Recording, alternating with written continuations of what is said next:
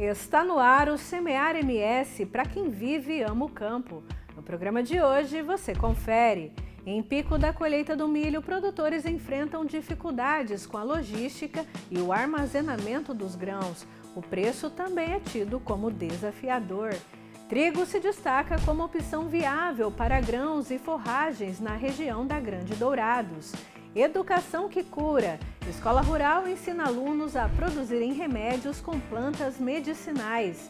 E mais, nós vamos receber o prefeito de Itaporã, Tiago Carbonaro, e o consultor Otávio Melo para falar sobre o estudo que avançou a divisa de Itaporã para áreas antes consideradas de Dourados. Só na reserva indígena são 1.600 hectares. Tudo isso e muito mais agora no Semear MS.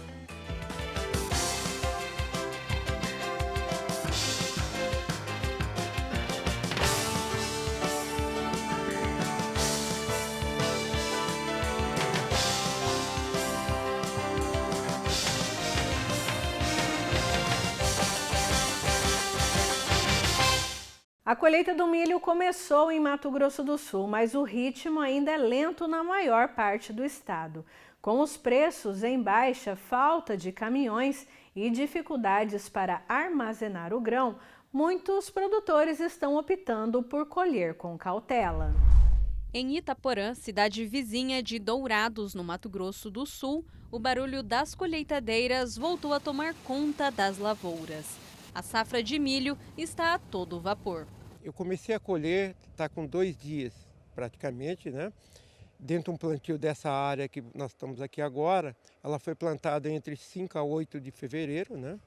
A expectativa de produção aqui está sendo muito boa, como também na região de Itaporã, as produtividades são muito boas. Aqui nós estamos produzindo nessa área de 65 hectares, até agora 135 sacas por hectare, que para nós é um recorde, uma das melhores produções minhas dos últimos 10 anos.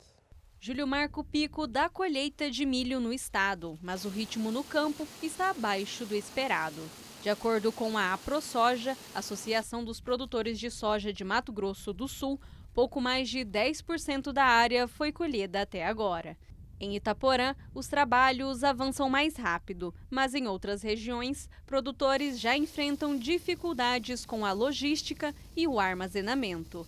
Este produtor e consultor agrícola fala sobre os desafios que já estão surgindo e os que ainda podem aparecer nas próximas semanas.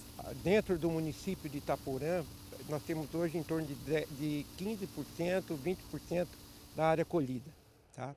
Até então a coisa está flutuando normalmente, mas nessa segunda quinzena agora de julho e a primeira quinzena de agosto, aí o fluxo de milho, de colheita também aumenta. E com essa produtividade média, que deve ser acima de 100 sacas por hectare aqui de Itaporã, vai se comprometer muito a questão de filas nos armazéns, recebimento, nas cooperativas e também quem está cumprindo contratos também, que já fez antecipados. Então, aí vai ter parada de colheita, os caminhões vão ficar na fila e aí complica tudo, tá? Mas até acho que 20 de agosto isso termina tudo e o fluxo vai diminuindo e aí fica tranquilamente.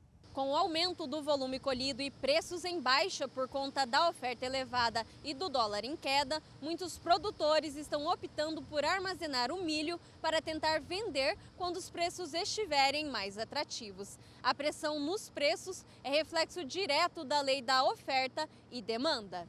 Só na safra passada de 2024 de milho, nós percebemos que houve uma diferença de preço de R$ 20 durante o começo e o final da safra. Então, o produtor que tiver a capacidade de armazenagem, ele encontrará oportunidades melhores de venda no mercado.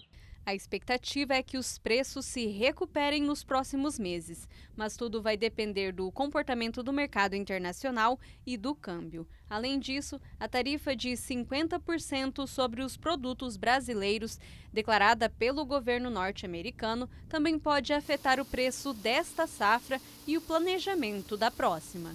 Nós estamos colhendo uma safra que pode ser afetada por esse tarifaço que está programado para ocorrer a partir de 1º de agosto. Tá? Então, essa safra pode ser prejudicada, como também a safra futura de soja, como também a compra de insumos também. Tá? Então, eu acho que deve haver uma forma negociável entre os governos, o brasileiro, o norte-americano, né? E que chegue a um denominador comum. E chegou aquela hora de ficar por dentro dos principais eventos do agro no Brasil. Pegue papel e caneta e anote tudo o que rola na nossa agenda rural.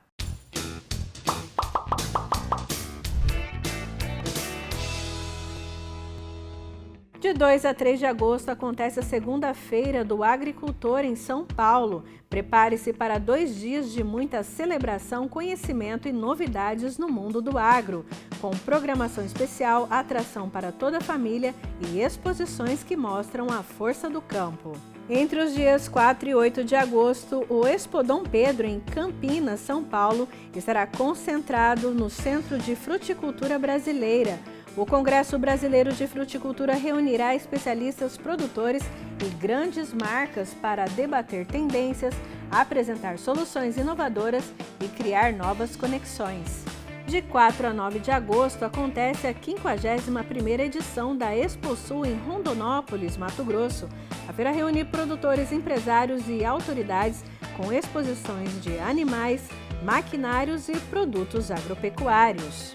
De 5 a 8 de agosto acontece o Agroleite em Castro, Paraná, a capital nacional do leite. O evento promovido pela cooperativa Castrolândia é reconhecido como a vitrine da tecnologia no leite na América Latina. A programação apresenta o potencial da produção de leite da região, além de exibir produtos e soluções para potencializar e rentabilizar a pecuária leiteira. No próximo bloco, você confere. Educação que cura. A Escola Rural ensina alunos a produzirem remédios com plantas medicinais. E mais, nós vamos receber o prefeito de Itaporã, Tiago Carbonaro, e o consultor Otávio Melo para falar sobre o estudo que avançou a divisa de Itaporã para áreas antes consideradas de Dourados. O Semear MS volta já.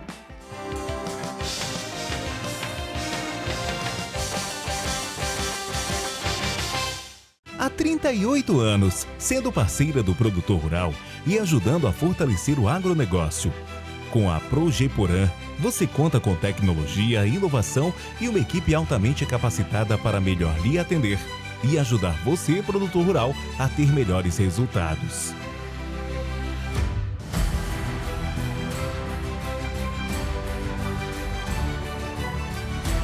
Progeporã, a sua parceira no campo e nos negócios.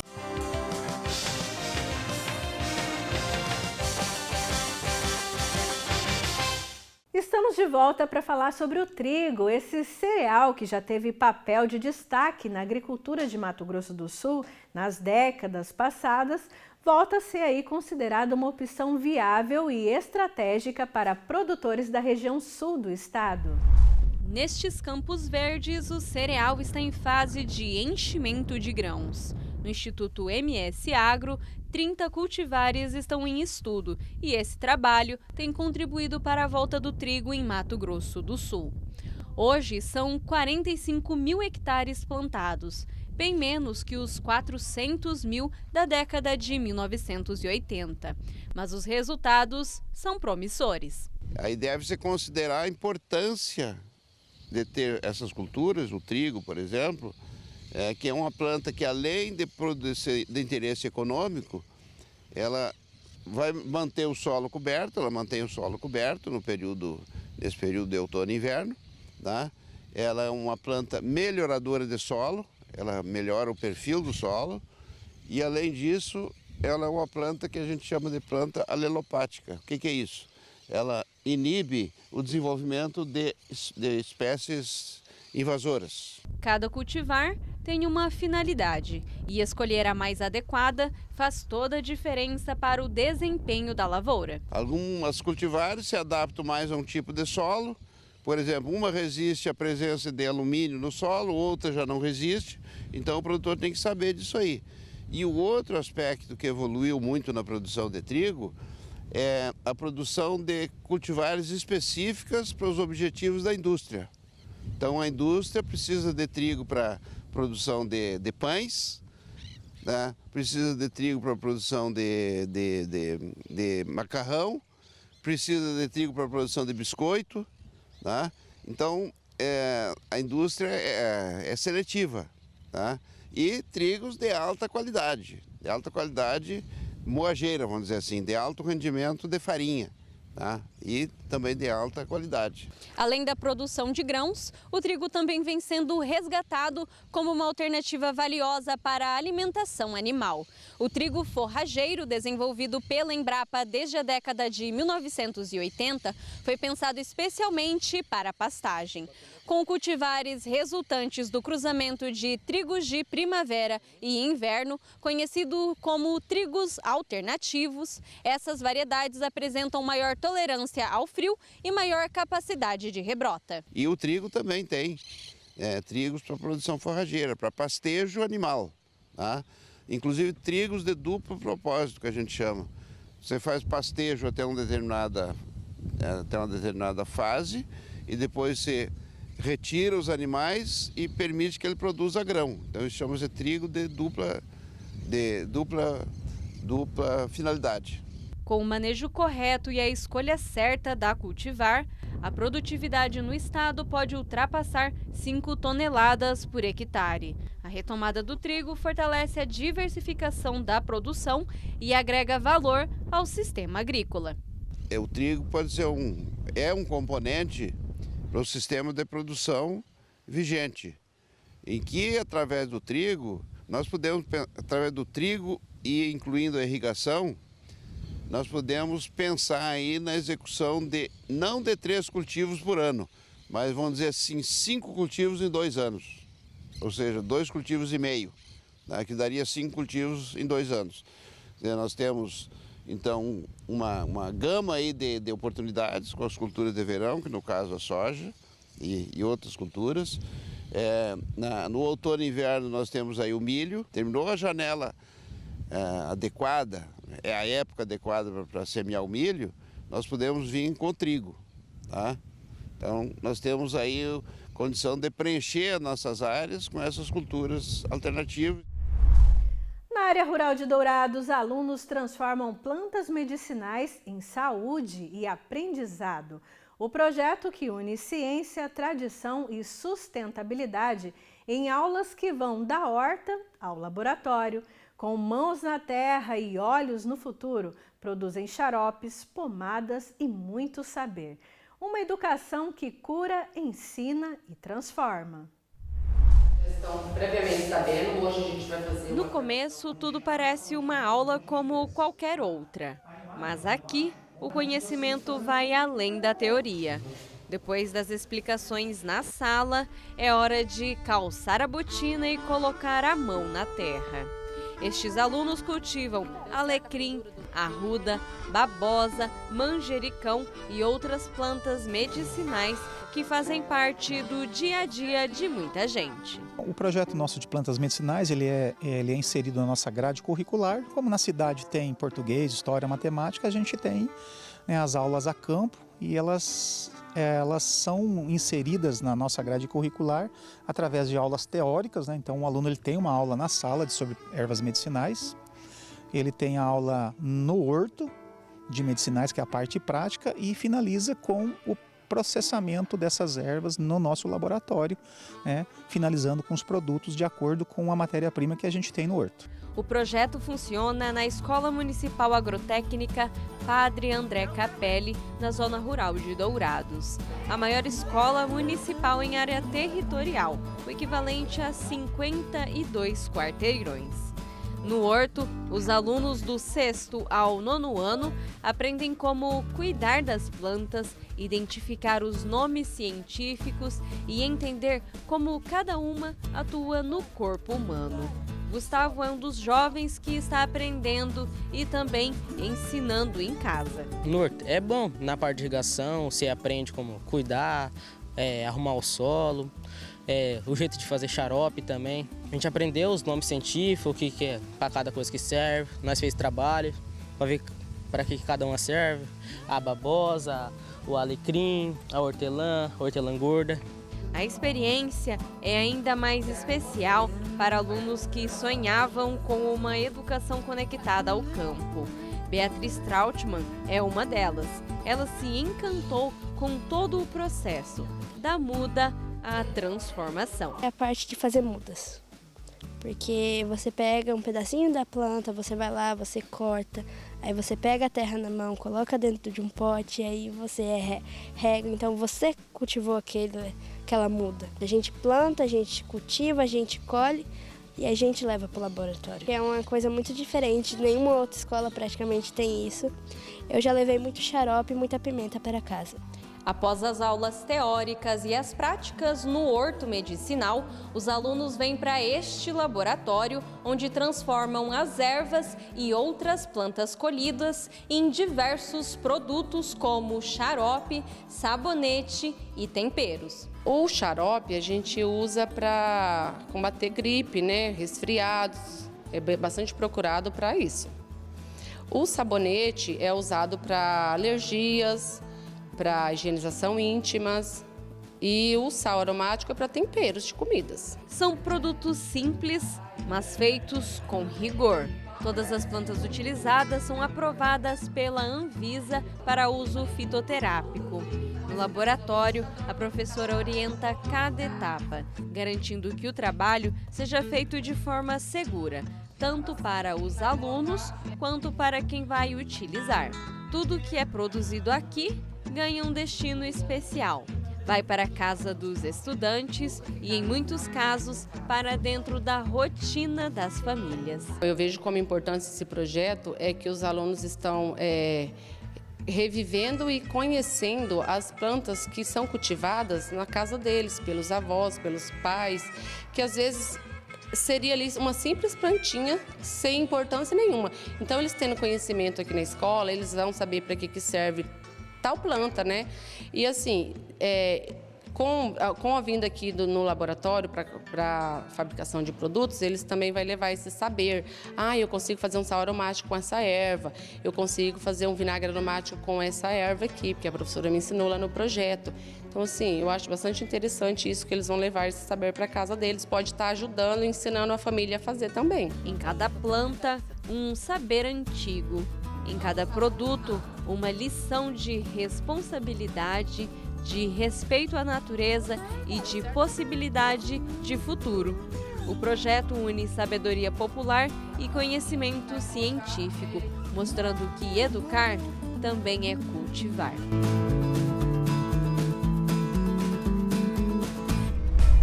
No próximo bloco tem bate-papo com o produtor.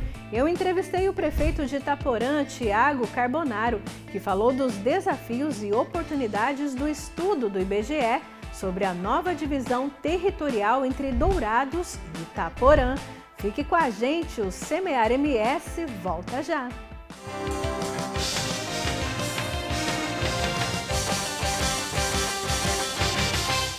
Há 38 anos, sendo parceira do produtor rural e ajudando a fortalecer o agronegócio.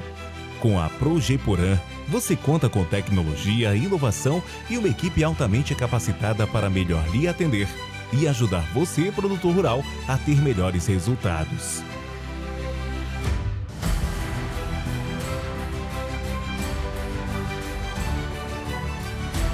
Progeporã, a sua parceira no campo e nos negócios.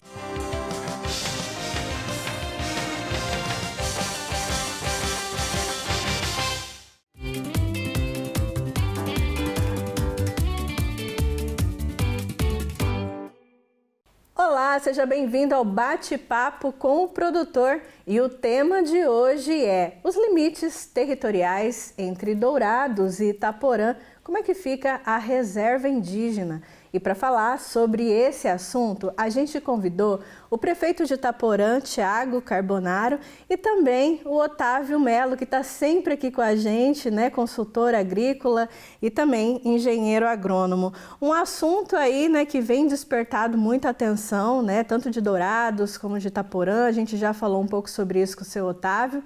E agora a gente tem a honra de receber, né, também o prefeito de Itaporã, para falar sobre, né, esse assunto também, que tem repercutido bastante. Prefeito, o senhor recebeu essa notícia, né? O senhor assumiu a prefeitura de Itaporã esse ano. Como é que o senhor recebeu essa notícia aí, dessa divisão, né, entre Dourados e Itaporã, esse novo estudo? Muito bom dia para você. Bom dia, Valéria. Obrigado pelo convite. A gente fica feliz em poder participar do programa Semear MS e falar um pouco sobre essa história longa, né, que vem há muitos anos sendo discutida e que muito provavelmente está chegando ao final. É uma questão só de organizar agora os territórios, porque as divisas praticamente elas já estão estabelecidas, né? Mas um estudo que vinha sendo feito do passado e também o bom relacionamento da Prefeitura de Itaporã hoje com o novo prefeito da Prefeitura de Dourados, com o Marçal. Nossa equipe está conversando já, né? Então a gente tem esse bom trânsito entre as duas prefeituras para organizar isso daí para os dois municípios já.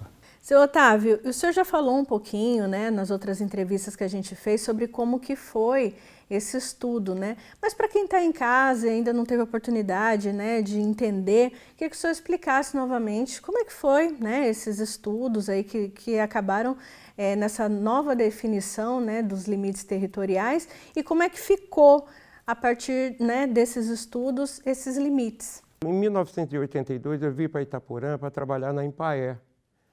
E nós participávamos de um programa do Provárzea Nacional. E nós tínhamos que fazer todo o levantamento de várzea do município. E deparamos com um problema que a gente fazíamos anualmente, o plano plurianual do município de Itaporã, da Empaer. Que seja com soja, com trigo na época, com hortifruti granjeiro e principalmente o rebanho bovinos, né? E ali já vinha uma polêmica que o Itaporã tinha um rebanho de bovinos, só que o apacentamento nas áreas não comportava. Então aí nós começamos a levantar as propriedades e vimos que propriedades nesses limites que aqui em torno da aldeia indígena e as grandes propriedades até a placa do Abadil era titulada como Dourados. E na realidade o rebanho bovino estava vinculado a Itaporã. Então, em cima daquilo ali, a Empaer o governo do estado tinha o Terra Sul. Então, nós começamos a trabalhar isso aí. Aí, requisitamos do INCRA todas as certidões dessas propriedades. E fomos ver que propriedades onde estava apacentado o rebanho bovino eram Dourados como titularidade e, na realidade, o rebanho bovino estava vinculado a Itaporã. Então, tinha duas divergências aí. Então, em cima disso aí, e na época o prefeito de primeiro mandato era o Antônio Cordeiro, né? E ele, através desses estudos, nós chegamos à conclusão que essas áreas pertenciam ao município de Itaporã e não Dourados. Aí nós confrontamos com a lei que foi criada o município e a gente, na época, tinha as fotos de aerofotogrametria. Então, nós começamos a desenhar essa divisa de acordo com o divisor de água que passava pelos espigões e tudo. Chegamos a essa conclusão da área real e territorial de Itaporã. O senhor tem ideia, mais ou menos, de quantas são as matrículas que passaram para Itaporã? Olha, inicialmente, nós tínhamos 43 propriedades, né? Tá? Matrículas, né, que pertenciam às propriedades. E, prefeito, uma coisa que fica no imaginário, às vezes, né, do pessoal de Dourados, é que, assim, ficou a área para Itaporã, as matrículas para Itaporã, mas as despesas ficaram para Dourados. Eu queria que o senhor explicasse um pouquinho, principalmente ali na questão da reserva indígena, os trabalhos que a prefeitura já vem fazendo, né, porque a gente tem acompanhado alguns trabalhos que a prefeitura vem fazendo na reserva, e que desmistificam, né, essa questão de que a despesa ficou para Dourados e as áreas ficaram para Itaporã. Isso é algo assim, se a gente for olhar, Dourados vinha ficando com ônus e com bônus, né, inclusive das propriedades que recolhiam seus impostos para para Dourados, né? E se fosse para levar a fio, na verdade, assim, e como que ficaria o passado, né? Toda essa arrecadação do passado. Então, eu acredito que a melhor opção que foi feita em 2010, né, Otávio? Foi feito um mapa que foi levantado pelo IBGE, só que em 2022 foi restabelecido por causa que tinham algumas mudanças que Dourados estava reivindicando. E o IBGE acatou né, essas mudanças. E hoje, Itaporã também não tem, a gente acha que hoje, como chegou para nós, que de 2022 a 23, 24, o ex-prefeito esteve com Alain, mas praticamente não teve quase um entendimento entre os municípios, mas 2025 agora, nós já estamos conversando, nós temos uma comissão formada de Itaporã, já recebemos o procurador de Dourados em Itaporã conversando sobre essa divisão.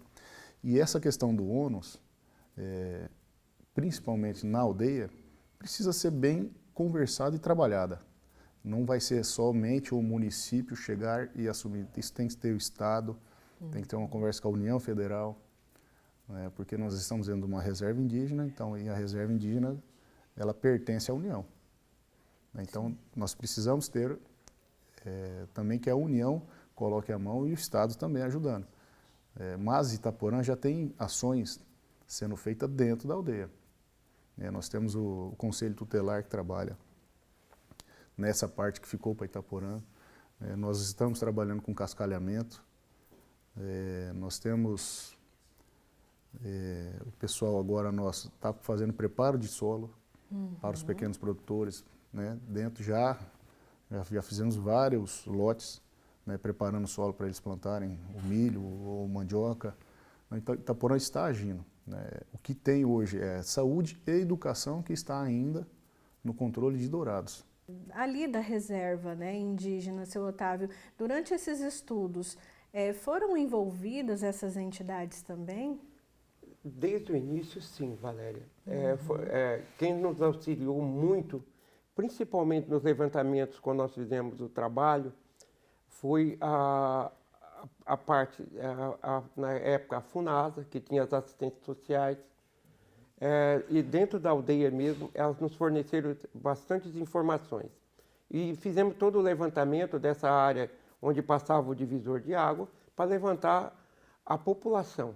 A própria FUNAI também, na época, ela deu o parecer, na época, para a gente podermos apresentar esse trabalho ao IBGE. Tá? E, então, para a gente saber quanto de população tinha, a faixa etária de cada parte que tinha dos dois lados, então até foi demarcada até as residências, né? Na época a gente adentrou dentro da aldeia com o apoio das assistentes sociais, que nos auxiliou bastante, né? Então foi que chegamos a uns números e que esses números foi apresentado para o IBGE, e o IBGE realizou o estudo, fez o estudo em loco e chegou a essas determinações que estão aí hoje. E como o prefeito Tiago falou, foi revitalizado agora em 2022.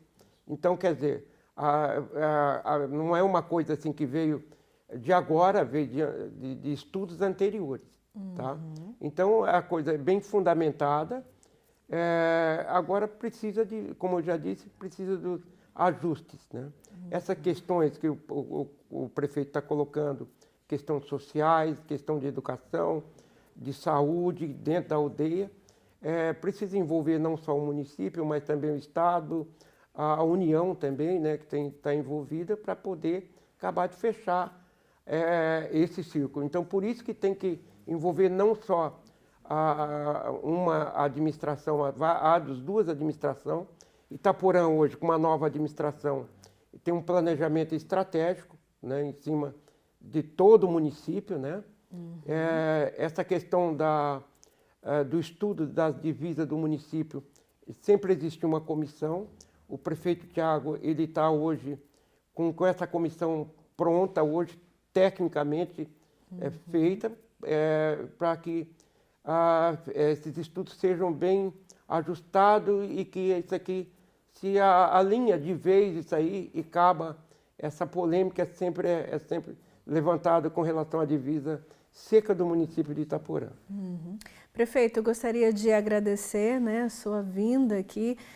Desde que a gente começou a falar desse assunto, né, o senhor Otávio falou, olha, a melhor pessoa para a gente conversar também e trazer foi o prefeito, e desde o primeiro convite que a gente fez, o senhor, né, de pronto já mostrou aí que é uma pessoa acessível e já veio aqui. E eu queria perguntar para o senhor falou que tem ainda alguns ajustes para fazer, até na fala, né, do seu Otávio também isso ficou evidente. O senhor acredita que é possível, se chegar num acordo aí entre as duas comissões e não levar esse caso até a justiça, porque já são anos, né, de discussões, até o Ministério Público já tem acompanhado isso também, mas o senhor acredita que é possível chegar nesse acordo? Eu acredito. As comissões estão tendo um bom diálogo. Né?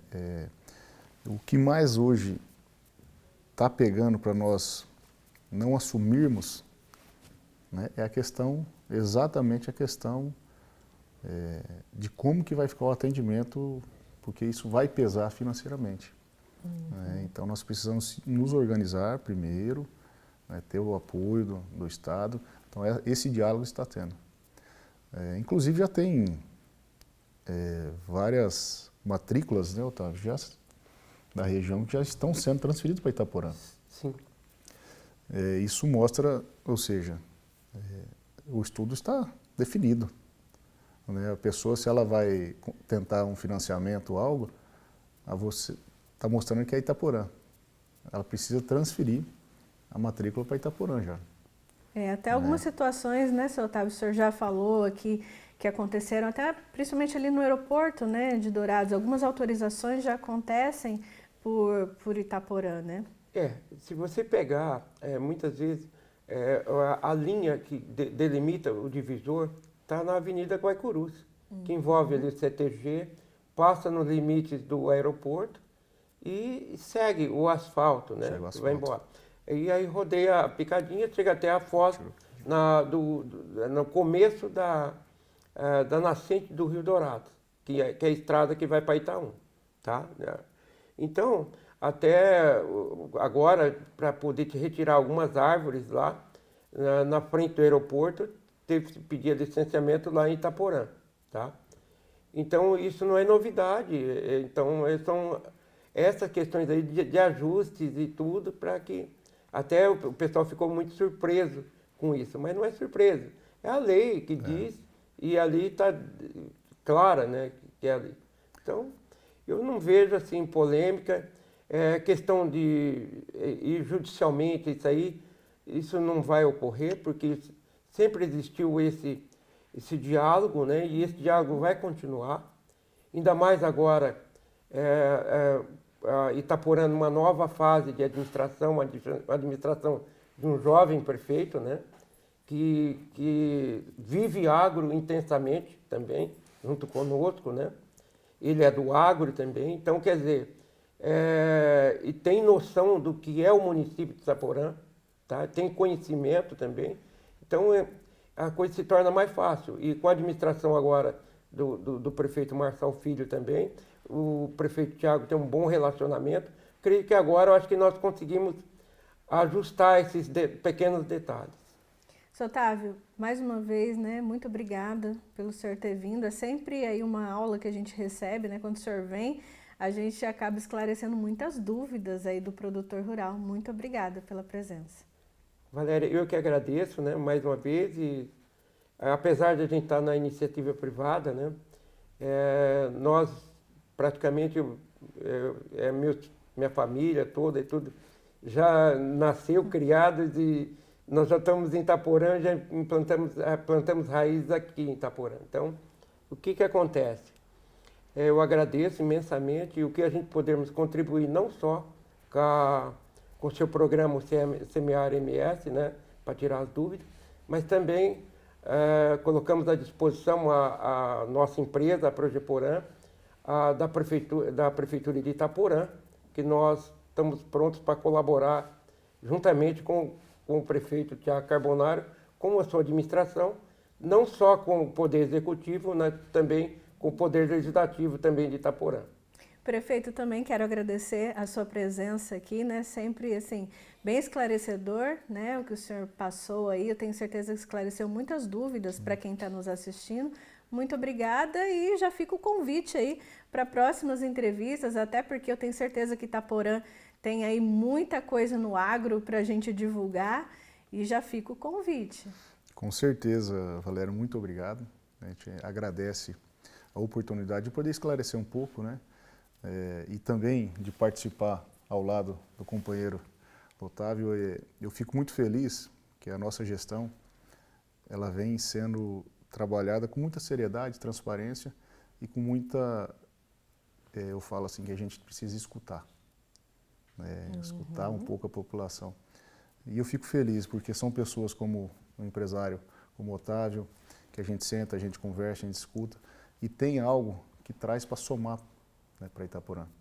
Isso eu acho que é de grande valia, né? O município ganha, os munícipes ganham com isso e essa é a nossa intenção, fazer Itaporã prosperar, né? Que Itaporã seja uma cidade que já é maravilhosa de se morar, mas que ela gere oportunidades maiores, né, para o nosso povo.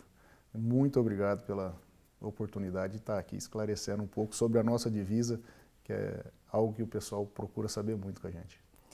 Tá aí, esse foi o bate-papo com o produtor dessa semana e o Semear MS também vai ficando por aqui.